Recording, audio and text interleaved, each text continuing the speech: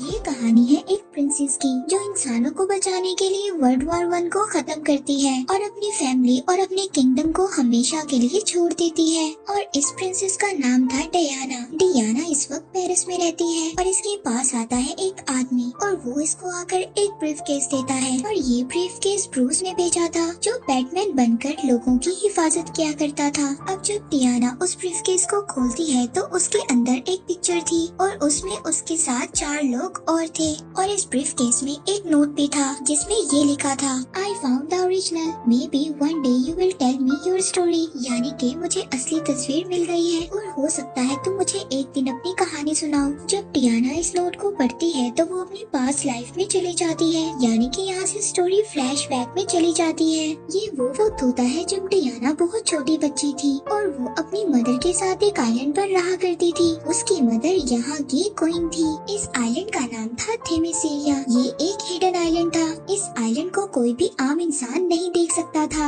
यानी कि ये आइलैंड पूरी दुनिया से छुपा हुआ था। इस आइलैंड की सबसे खास बात ये थी कि इस आइलैंड पर सिर्फ फीमेल्स रहा करती थी। यहाँ पर कोई भी मेल नहीं था और यहाँ पर जितनी भी फीमेल्स थी सब बहुत अच्छी वॉरियर्स थी। ये फीमेल्स हमेशा फाइट की प्रैक्टिस किया करती थी। डियाना जो कि बहुत छोटी बच्ची थी वो इन सबको देखकर उन्हीं की तरह मूव करना शुरू कर देती है। लेकिन डियाना की मदर जो यहाँ की क्वीन है वो कभी भी नहीं चाहती थी कि डियाना कोई फाइट सीखे। वो डियाना से बहुत ज्यादा प्यार करती थी। दरअसल उन्होंने डियाना को मिट्टी से बनाया था और इसके बाद इन्होंने जूइश जो कि गॉड्स के किंग थे उनसे प्रेयर की। उन्होंने उस मिट्टी के स्टैचू में जान डाल दी जो डियाना की मदर ने बनाया था और इस तरह से डियाना इस दुनिया में आई। एक रात डियाना की मदर उसको कहानी सुनाती है। वो बताती है जूइश जो कि देवताओं के देवता है, उन्होंने इंसानों को बनाया। वो इंसानों से बहुत ज्यादा प्यार करते थे और उस वक्त इंसान बहुत अच्छे तरीके से आपस में रहा करते थे।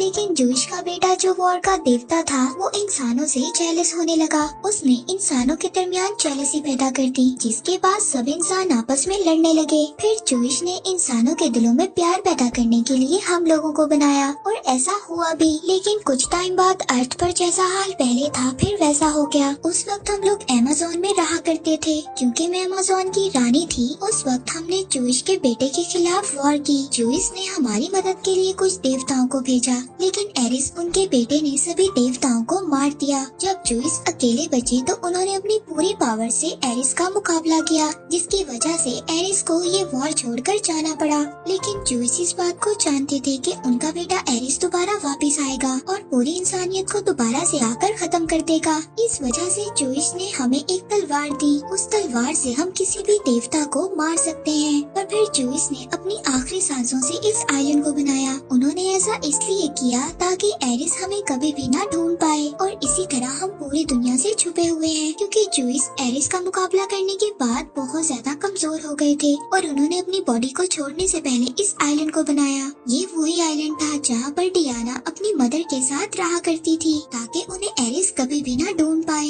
डियाना अपनी मदर से कहती है कि मैं उस तलवार को देखना चाहती हूँ जो जूइश ने आपको दी थी। डियाना अपनी मदर से पूछती है कि इस तलवार को कौन इस्तेमाल करेगा। डियाना की मदर उसको बताती है कि इस तलवार को सिर्फ वही इंसान उठा सकता है जो सबसे ज्यादा पावरफुल होगा। उसकी मदर कहती है तुम्हें इस बारे में सोचने की जरूरत नहीं है कि तुम्हें फाइट नहीं सिखाई जाएगी। लेकिन क्वीन को ये बात नहीं पता थी कि डियाना उनकी बहन से ये सब कुछ सीख रही है। सही वक्त गुजरता रहता है। डियाना अब बड़ी हो गई थी। एक दिन डियाना की मदर उसको ट्रेनिंग करते हुए देख लेती है। डियाना की मदर उसको वापस भेज देती है और अपनी बहन से कहती है कि तुम डियाना को फाइट क्यों सिखा रही हो। उनकी बहन उससे कहती है कि हम सब जानते हैं कि एक दिन एरिस वापस आएगा और अगर डियाना फाइट नहीं सीखेगी तो ये उसके लिए बहुत ही बड़ा खतरा है। क्वीन अपनी बहन से कहती है कि डियाना जितनी ज्यादा पावरफुल होगी एरिस उसको उतनी ही जल्दी ढूंढ लेगा। क्वीन की बहन उनसे कहती है कि आप चाहो या ना चाहो डियाना को एक दिन एरिस का सामना करना पड़ेगा। फिर डियाना की मदर अपनी बहन से कहती है कि तुम डियाना को एक अच्छी फाइट सिखाओ और होता ऐसे ही है। जैसे जैसे वक्त गुजरता रहता है डियाना एक बहुत ही अच्छी वॉरियर बन जाती है। लेकिन उसके अंदर और भी ज्यादा पावर्स थी जिसके बारे में डियाना को नहीं पता था और ना ही किसी ने उसको उन पावर्स के बारे में बताया था। फिर एक दिन डियाना समंदर के किनारे पर खड़ी थी। वहाँ पर वो देखती है कि एक प्लेन क्रैश होकर समंदर में गिर जाता है और वो समंदर में गिरकर डूबने लगता है। उस प्लेन के अंदर एक आदमी था और वो डूब रहा था, लेकिन डियाना उस आदमी को बचाकर आइलैंड पर ले आती है। डियाना उस आदमी को देखकर हैरान होती है, क्योंकि उसने अपनी लाइफ में कभी भी कोई आदमी नहीं देखा था। इस आदमी का नाम स्टीव था। तभी दिखाया जाता है समंदर में कुछ बोट्स और एक जहाज आता है और ये सब के सब स्टीव का पीछा कर रहे थे। ये सभी जर्मन थे। इनको आगे कुछ भी नजर नहीं आ रहा था। तभी एक ऑफिसर को उस प्लेन का कुछ टुकड़ा नजर आता है। जो वो उसे पकड़ने की कोशिश करता है तो उसको आगे होकर वो हिडन आइलैंड नजर आ जाता है, जो आज तक पूरी दुनिया की नजरों से छुपा हुआ था। इसके बाद उस जर्मन ऑफिसर को स्टीव भी नजर आ जाता है। अब ये सब के सब स्टीव को पकड़ने के लिए उसकी तरफ बढ़ना शुरू कर देते हैं। स्टीव डियाना को बताता है कि ये सब लोग बुरे लोग हैं। तभी वहाँ पर इस आइलैंड की सभी लेडी वॉरियर्स भी आ जाती हैं। हालांकि जर्मन ऑफिसर्स के पास गन्स थी, लेकिन यहाँ की लेडी वॉरियर्स के पास एरो और कुछ तलवारें थी और वो इन लोगों का डटकर मुकाबला करती हैं कि वो जर्मन ऑफिसर्स इनके आगे ज्यादा देर टिक नहीं पाते। पर तभी एक जर्मन ऑफिसर डियाना को मारने वाला था। तभी डियाना के आगे उसकी मदर की बहन आ जाती है, जिसने डियाना को सारी फाइट सिखाई थी और वो उस बुलेट के लगते ही उनकी डेथ हो जाती है। इस बात से डियाना को बहुत ज्यादा दुख होता है। वो बहुत ज्यादा रोती है और अब सभी जर्मन ऑफिसर्स भी मर गए थे। यहाँ पर सिर्फ स्टीव बच जाता है। ये सब स्टीव को मारने वाले थे, लेकिन डियाना उसके सामने आ जाती है। वो सबको बताती है कि ये हमारे साथ मिलकर लड़ा था। वो सब स्टीव से पूछती है कि तुम यहाँ पर क्या करने आए थे और तुम्हारा मिशन क्या है। स्टीव उनको बताता है कि मैं एक जासूस हूँ। मैं जर्मन के कैंप में उनके ही खिलाफ जासूसी कर रहा था। जब मुझे पता चला कि जर्मन एक जहरीली गैस बना रहा है और वो जहरीली गैस बनाकर सभी लोगों को मार सकते हैं, तभी मैं वहाँ से उनकी एक डायरी चुरा कर भाग गया और इस जहरीली गैस को बनाने के लिए वहाँ के जनरल ने ये ऑर्डर दिया है। और बहुत जल्दी ऐसा भी हो सकता है कि एक कंट्री दूसरी कंट्री के खिलाफ वॉर करे और इसी तरह सब लोग मर जाएंगे। दरअसल इस आइलैंड के बाहर वर्ल्ड वॉर 1 की तैयारी हो रही थी, लेकिन इस आइलैंड पर रहने वाले लोगों को कुछ भी नहीं पता था। स्टीव कहता है कि अगर मैं ये डायरी वक्त पर अपने हेडक्वार्टर पहुंचा दूं, तो क्या पता हो सकता है ये वॉर यहीं पर रुक जाए और इस तरह लाखों लोगों की जान बच जाएगी। अब ये सारी बातें डियाना को सुनकर ये लगता है कि ये सारा काम एरिस का है। वो एक बार फिर से इंसानियत को खत्म करना चाहता है, लेकिन डियाना ऐसा नहीं चाहती थी। वो इंसानियत को बचाना चाहती थी। लेकिन डियाना अगर इस आइलैंड से बाहर गई तो वो कभी भी दोबारा इस आइलैंड पर नहीं आ सकती। लेकिन डियाना ये फैसला करती है कि वो इंसानियत को बचाएगी। अब वो वॉर में जाने के लिए अपनी पोशाक पहनती है और साथ ही वो तलवार भी ले लेती है जो जूइश ने दी थी। जब डियाना आइलैंड से जा रही होती है तब वहाँ पर उसकी मदर आती है। वो डियाना से कहती है कि अगर तुम इस आइलैंड से बाहर गई तो तुम्हें पता है कि तुम दोबारा इस आइलैंड पर कभी नहीं आ सकती और इंसानों की दुनिया तुम्हारे लायक नहीं है। इसके बाद स्टीव और डियाना जहाज में बैठकर इस आइलैंड से निकल जाते हैं। अब स्टीव उस डायरी को लेकर अपने सीनियर ऑफिसर्स के पास जाता है, जो वो जर्मन कैंप से चुरा कर लाया था। जब वो सीनियर ऑफिसर्स उस डायरी को देखते हैं तो वो डायरी पुरानी लैंग्वेजेस में लिखी हुई थी। यहाँ पर किसी को भी समझ नहीं आता कि ये कौन सी लैंग्वेज में है, लेकिन डियाना इनको बताती है कि ये तो पुरानी लैंग्वेजेस में लिखी गई है। दरअसल डियाना हजारों किस्म की लैंग्वेजेस को जानती थी और बोल भी सकती थी। वो अब डायरी को पढ़ती है और इनको बताती है कि जर्मनी एक जहरीली गैस बना रहा है और वो इस गैस को फ्रंट पर छोड़ेंगे। अब यहाँ पर जो सीनियर ऑफिसर्स थे वो जर्मनी के साथ समझौते की बात कर रहे थे, मगर स्टीव उनको कहता है कि आप मुझे एक मौका दें, मैं उस हेडक्वार्टर को ही खत्म कर दूंगा जहाँ पर ये लोग जहरीली गैस बना रहे हैं। लेकिन इस बात को सीनियर्स नहीं मानते। अब डियाना को गुस्सा आ जाता है, क्योंकि वो जानती थी कि अगर जर्मनी ने वो जहरीली गैस को छोड़ दिया तो हजारों लाखों लोगों की जान जा सकती है। उसकी नजरों में हर एक इंसान की जान की कीमत है। स्टीव अब डियाना को वहाँ से ले जाता है। वो उसको कहता है कि हम बातचीत करने की कोशिश कर रहे हैं। डियाना उसको कहती है कि वो एरिस है, वो किसी की बात को नहीं सुनेगा। दरअसल डियाना ने ये बात मान ली थी कि इस वॉर का जो लीडर है वो कोई और नहीं बल्कि एरिस है और वो किसी भी कीमत पर इंसानियत को खत्म करना चाहता है। वहीं पर दूसरी तरफ जर्मनी में डॉक्टर मीरू को दिखाया जाता है, जो ये सब जहरीली गैसेस बना रही थी।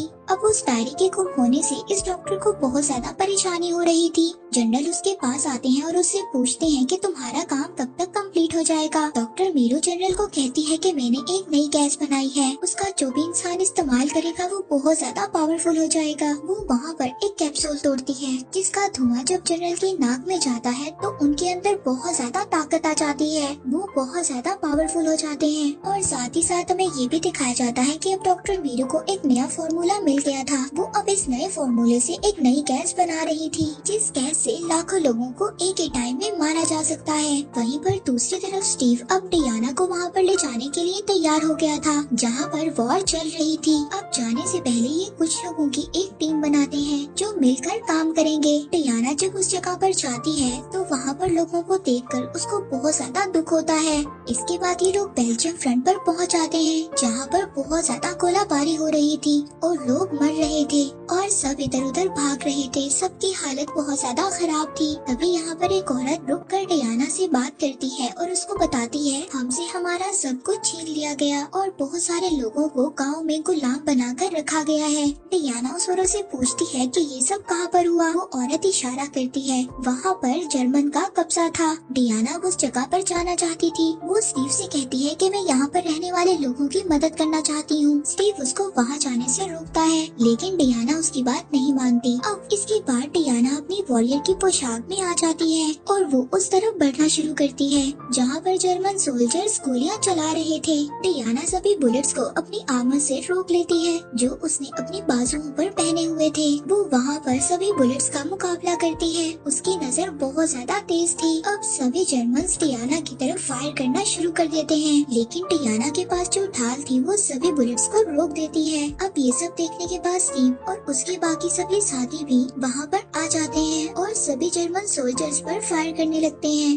डियाना अब उस जगह पर पहुँच गई थी जहाँ पर जर्मन्स ने गाँव वाले लोगों को अपना गुलाम बनाया हुआ था। डियाना यहाँ पर जर्मन सोल्जर्स को बहुत बुरी तरह मारती है। उस पर वहाँ पर जर्मन ऑफिसर्स बहुत ज्यादा फायर भी करते हैं। यहाँ पर सभी जर्मन ऑफिसर्स को मार देती है। यहाँ पर जो सबके सब गाँव वाले थे वो अब सभी आजाद हो गए थे और ये सब होता है डियाना, स्टीव और उनके बाकी सभी साथियों की वजह से। यहाँ पर सभी गाँव वाले डियाना को थैंक यू बोलते हैं और यहाँ पर एक आदमी इनकी पिक्चर भी लेता है जिस पिक्चर में डियाना, स्टीव और उसके 3 दोस्त होते हैं। अब ये वही पिक्चर थी जो बैटमैन ने डियाना को भेजी थी। जिस पिक्चर को देखकर डियाना को पूरी कहानी याद आ रही थी। अब स्टीव को यहाँ पर ये पता चलता है कि जर्मन ऑफिसर्स की एक बहुत बड़ी पार्टी होने वाली है। स्टीव भी उस पार्टी में जाना चाहता था। डियाना और स्टीव दोनों मिलकर डांस की प्रैक्टिस करते हैं और फिर अगले दिन ये दोनों किसी तरह से उस जगह पर पहुंच जाते हैं जहां पर उन जर्मन ऑफिसर्स की पार्टी होने वाली थी। यहाँ पर सिक्योरिटी बहुत ज्यादा थी लेकिन ये लोग किसी तरह भी अंदर जाना चाहते थे। वहाँ पर जर्मन का जनरल भी आने वाला था जिसको डियाना एरिस समझती है। सबसे पहले स्टीव जर्मन ऑफिसर बनकर अंदर जाता है।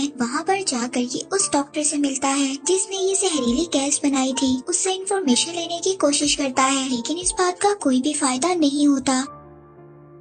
तभी वो देखता है कि इस पार्टी में डियाना भी आ गई थी और उसने अपने कपड़ों में उसी तलवार को छुपाया हुआ था जो किसी भी देवता को मार सकती थी। जब डियाना अपनी तलवार निकालकर उस जनरल को मारने वाली थी तभी स्टीव उसको रोक लेता है। डियाना उसको कहती है कि मैं एरिस को मार दूंगी जिसके मर जाने से सब कुछ ठीक हो जाएगा। स्टीव डियाना से कहता है कि अगर वो एरिस ना हुआ तो तुम क्या करोगी। इसके बाद हमें दिखाया जाता है कि वो लोग इस जहरीली गैस को एक गाँव में छोड़ देते हैं। डियाना अब उस में जाती है। जब वो वहाँ पर जाकर देखती है तो वहाँ पर हजारों लोग इस गैस की वजह से मर गए थे जिस बात से डियाना को बहुत ज्यादा दुख होता है। तभी वहाँ पर स्टीव आ जाता है। वो स्टीव को बोलती है कि मैं एरिस को मारने वाली थी लेकिन इस बात से तुमने मुझे रोका और अब मैं सब कुछ समझ चुकी हूँ। वो कहती है एरिस ने सिर्फ जर्मन्स का दिमाग खराब नहीं किया बल्कि तुम्हारा भी दिमाग खराब कर दिया है। वो कहती है अब मैं वहाँ पर जाऊंगी और जनरल को खत्म कर दूंगी। तभी स्टीव उसको दिखाता है कि कहीं दूर से धुआं उड़ रहा था। डियाना अपने घोड़े पर बैठकर अब उस जगह के लिए निकल जाती है। वहाँ पर पहुंचकर वो सभी जर्मन सोल्जर्स को मार देती है। इसके बाद वो उस कैबिन तक पहुँच जाती है जहाँ पर जनरल थे। वो जनरल डियाना को शूट करने की कोशिश करते हैं, लेकिन तभी डियाना अपने कवच से उस बुलेट को रोक लेती है। इसके बाद जनरल उस धुएं को अपने नाक में ले लेते हैं जो डॉक्टर मीरू ने बनाया था, जिसके धुएं की वजह से वो बहुत ज्यादा पावरफुल हो गए थे। यहाँ पर डियाना और जनरल के बीच में फाइट होती है। डियाना अपनी तलवार से जनरल को मार देती है और वो उसको मारने से पहले कहती है, मैं सभी इंसानियत की खातिर और उनकी अच्छाई के लिए तुम्हें मार रही हूँ। इसके बाद वो जनरल को मार देती है। अब उसको ऐसा लग रहा था कि इसके मरने के बाद सब कुछ ठीक हो जाएगा, लेकिन ऐसा कुछ भी नहीं होता। वहाँ पर जितने भी जर्मन लोग थे वो सभी वॉर की तैयारी कर रहे थे। देखकर डियाना बहुत ज्यादा शॉक्ड हो जाती है क्योंकि उसको ऐसा लगता था कि जब वॉर के किंग को मार दिया जाता है तो वॉर खत्म हो जाती है। तभी वहाँ पर स्टीव आ जाता है। डियाना स्टीव से कहती है कि मैंने एरिस को मार दिया है, लेकिन इसके बावजूद लोग वॉर की तैयारी कर रहे हैं। स्टीव कहता है कि मुझे एरिस के बारे में कुछ नहीं पता। डियाना उसको कहती है कि मैंने खुद देखा है जो बच्चे मर रहे थे, लेकिन कोई भी इंसान उनकी तरफ तवज्जो नहीं दे रहा था।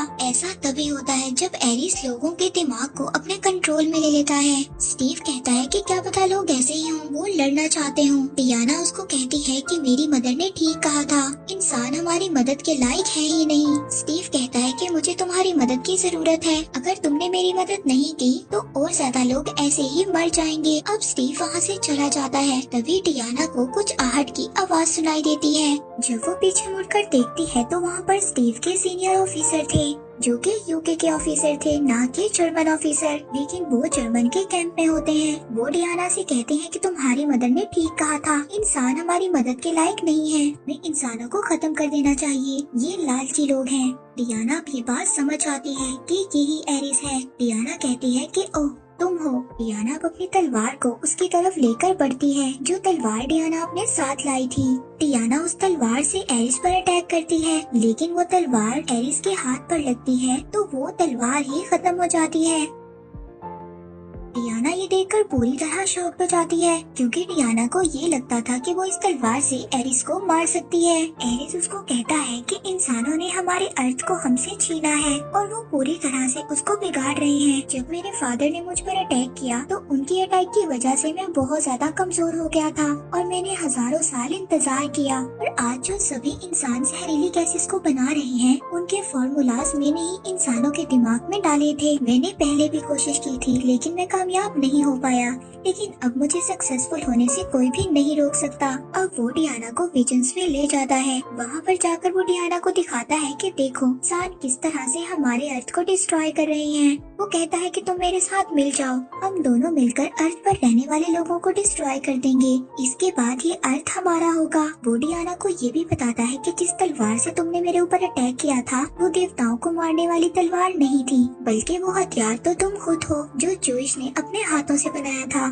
दरअसल जूइश ने डायना को इसलिए बनाया था ताकि वो इंसानों को बचा सके और एरिस का मुकाबला कर सके, लेकिन डियाना उसको मना कर देती है। वो कहती है कि मैं तुम्हारी सोच का कभी भी हिस्सा नहीं बन सकती। अब यहाँ पर डियाना और एरिस के दरमियान फाइट स्टार्ट हो जाती है। दूसरी तरफ स्टीव और उसके साथियों को ये बात पता चलती है कि जर्मन के लोग बहुत सारी जहरीली गैसेस को लंदन में गिराने वाले हैं, जिससे वो पूरा सिटी डिस्ट्रॉय हो जाएगा, और उन्होंने इन बॉम्ब्स को एक प्लेन में लोड कर दिया था। स्टीव चाहता था कि इस प्लेन को हवा में ही डिस्ट्रॉय कर दिया जाए ताकि ये जहरीली गैसें कभी भी अर्थ तक ना पहुंच सकें। दूसरी तरफ डियाना और एरिस को दिखाया जाता है कि उन दोनों के दरमियान में बहुत ही जबरदस्त फाइट हो रही थी। तभी वहाँ पर एक बहुत बड़ा ब्लास्ट होता है। डियाना साइड पर जाकर गिरती है। वहाँ पर स्टीव आ जाता है। वो डियाना से कहता है कि मुझे जाना होगा। डियाना उसको कहती है कि तुम फिक्र नहीं करो, मैं सब कुछ संभाल लूंगी। स्टीव कहता है कि मुझे लोगों को बचाने दो, मैं तुमसे बहुत ज्यादा प्यार करता हूँ। इसके बाद स्टीव उस प्लेन पर चढ़ जाता है जिस प्लेन के अंदर गैसेस वाले बॉम्ब थे। वहीं दूसरी तरफ एरिस ये चाहता था कि डियाना उसके साथ मिल जाए, लेकिन डियाना ऐसा नहीं चाहती थी।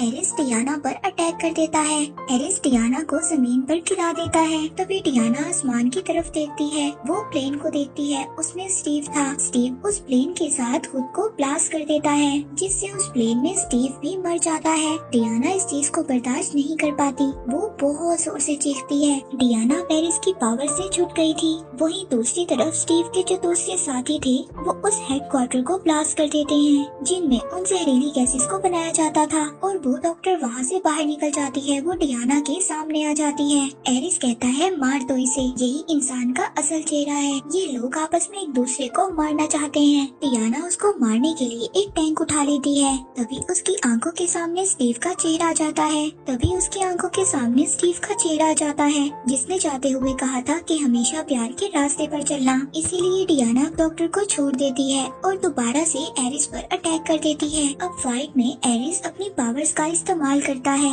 अब वो बिजली से डियाना पर अटैक करता है लेकिन डियाना उस बिजली को अपने हाथों में एब्जॉर्ब कर लेती है। एरिस एक बार फिर ऐसे ही अटैक करता है। डियाना बहुत सारी बिजली को अपनी पूरी बॉडी के अंदर एब्जॉर्ब कर लेती है और हवा में उड़कर वो सारी की सारी बिजली एरिस पर छोड़ देती है और इस तरह एरिस का एंड हो जाता है। और वहाँ पर जो सभी सोल्जर्स थे वो वॉर को खत्म कर देते हैं और एक दूसरे के गले मिलते हैं और इस तरह इस वॉर का एंड हो जाता है। और इस वॉर में जितने भी सोल्जर्स थे वो दोबारा अपने घर आ जाते हैं, अपनी फैमिली से मिलते हैं। चारों तरफ खुशियाँ होती हैं। कहानी दोबारा प्रेजेंट में आती है जहाँ पर ये वंडर वुमन ये सब कुछ सोच रही थी। वो कहती है कि मैंने हमेशा इंसानों को बचाने की कोशिश की। इस कोशिश में मैंने दो चीजें देखी, एक अंधेरा और दूसरा उजाला जो हर एक इंसान के अंदर होता है और ये हमें खुद डिसाइड करना होता है कि हम अंधेरे की तरफ जाएं या फिर उजाले की तरफ। और मैं जानती हूँ कि दुनिया को सिर्फ लव यानी कि प्यार से बचाया जा सकता है। इसके बाद वो बैट्समैन को मेल करती है क्योंकि उसने उसको वो पिक्चर दी थी जिसमें उसकी बहुत सारी यादें थी।